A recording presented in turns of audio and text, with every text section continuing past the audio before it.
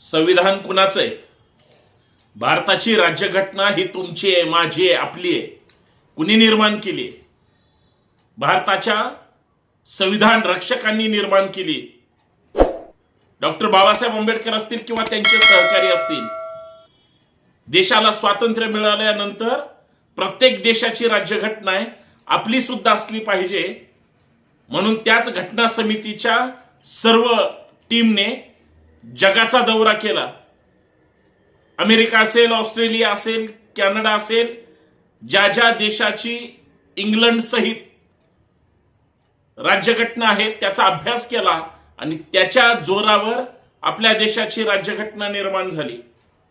ज्यावेळेस भारतात इंग्रज होते त्यावेळेस इंग्रजांनी जे कायदे केले होते त्या कायद्यांना सुद्धा त्याच पद्धतीनं जे महत्वाचे आहेत तेच त्याच्यात समाविष्ट करून या जगातील सर्वोच्च असं संविधान डॉक्टर बाबासाहेब आंबेडकर आणि त्यांच्या सहकार्याने निर्माण केलं.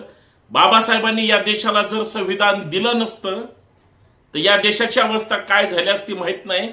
म्हणून थँक्यू बाबासाहेब, तुम्ही आम्हाला भारतीय राज्यघटना दिली. पण परभणी कुणाची आहे? महाराष्ट्र कुणाचा आहे? मराठवाडा कुणाचा आहे? हा देश कुणाचा आहे? हा तुमचा माझा आहे.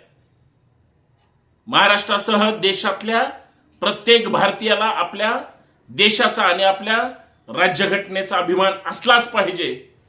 कोण नराधम आहेत जे कधी संविधानाचा अवमान करतात, कधी महापुरुषांचा पुतळ्यांचा अवमान करतात, कधी ठरवून जातीवाद निर्माण करण्याचं काम करतात.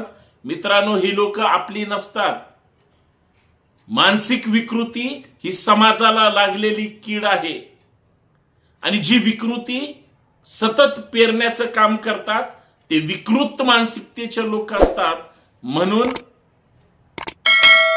फालतू चुकीच्या किंवा घाणेरड्या मानसिकतेच्या लोकांचा विचार न केलेला बरा. तुम्ही आम्ही सगळ्या जाती धर्माची माणसं माणूस म्हणून.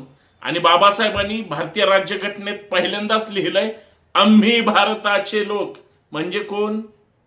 तिथं कोण खालचा वरचा, ह्या आळीचा त्या आळीचा, ह्या जातीचा त्या धर्मातला, स्पृश्य अस्पृश्य, गरीब श्रीमंत असं काही म्हटलंय का? नाही. मग का तुम्हाला आज सुद्धा भारताची राज्यघटना मान्य नाही? का सलतय तुम्हाला डोळ्यात संविधान?